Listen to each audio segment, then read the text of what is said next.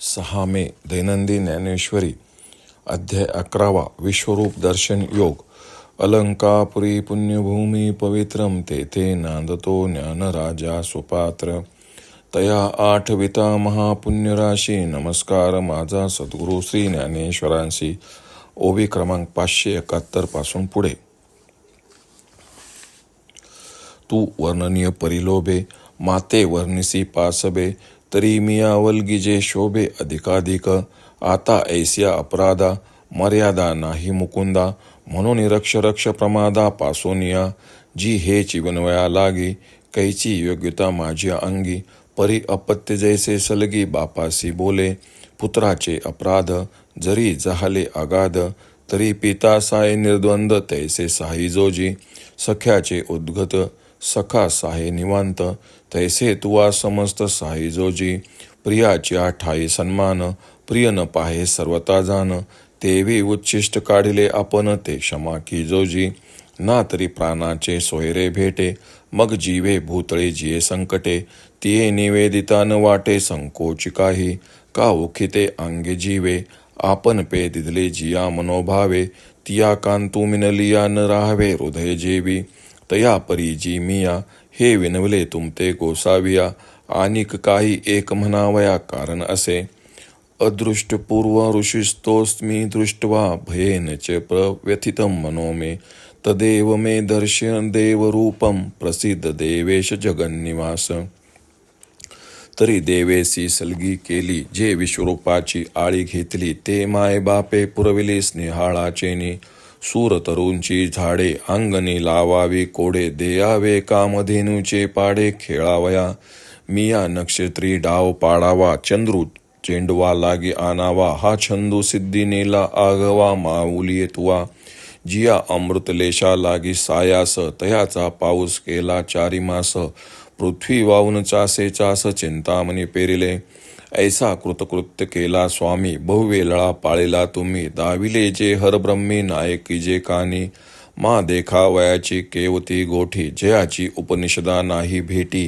ते जिव्हारीची गाठी मज लागी सोडिली.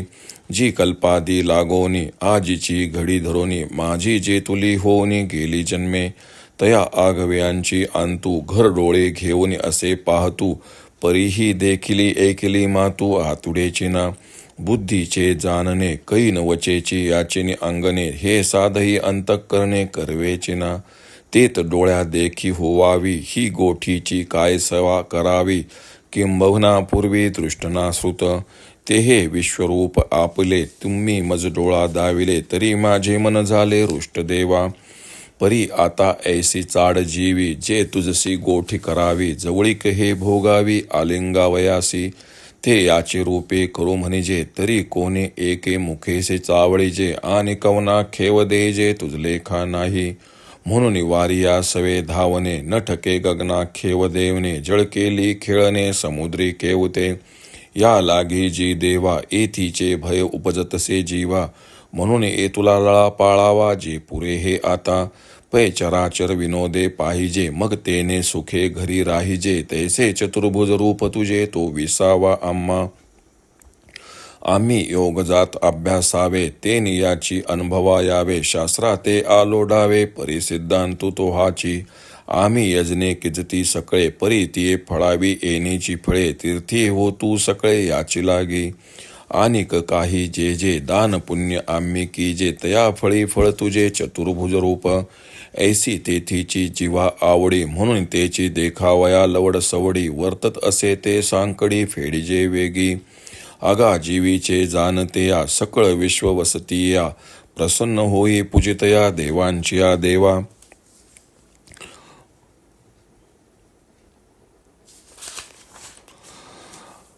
पुढे अर्जुन श्रीकृष्णास म्हणतात, आम्ही तुमचेच वर्णन करणे योग्य असतानाही प्रेमाने सभेमध्ये जो जो तुम्ही माझे वर्णन करावे तो तो मी गर्वाने फुगून जाऊन अधिकच बडबड करीत होतो. हे भगवंता, अशा माझ्या हातून घडलेल्या अपराधांना सीमा नाही. म्हणून आपण या सर्व अपराधापासून माझे रक्षण करा.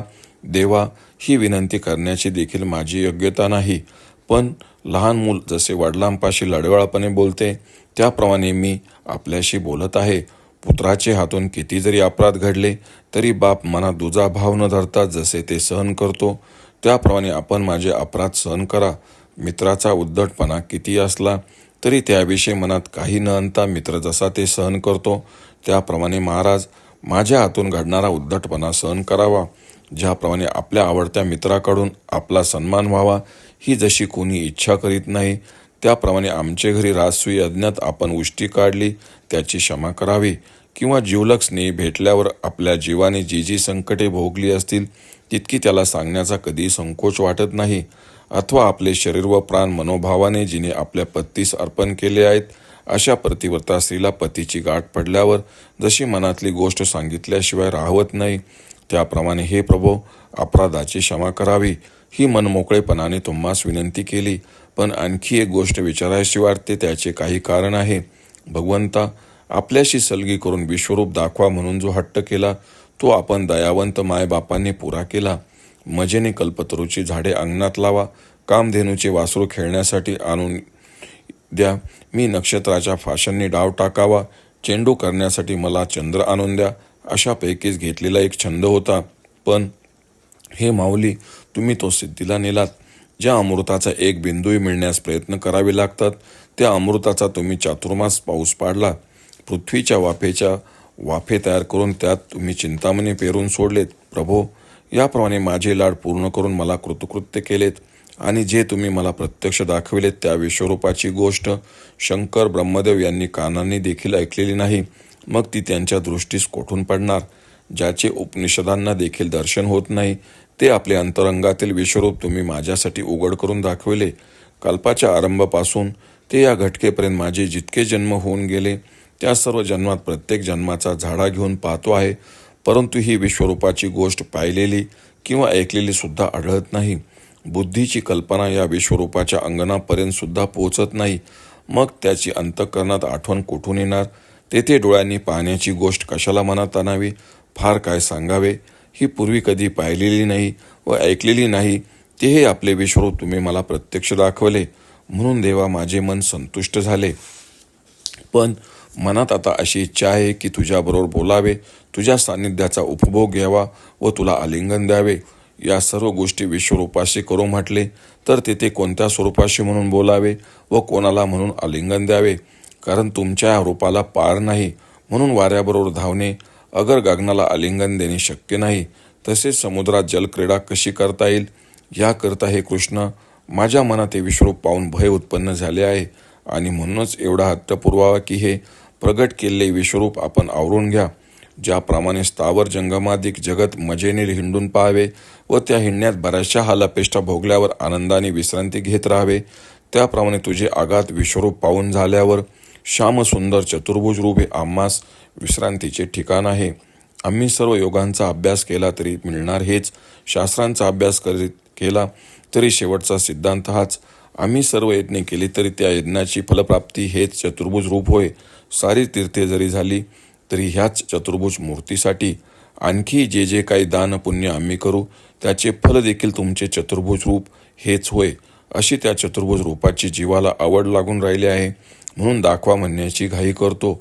तर ही तळमळ लवकर दूर करावी.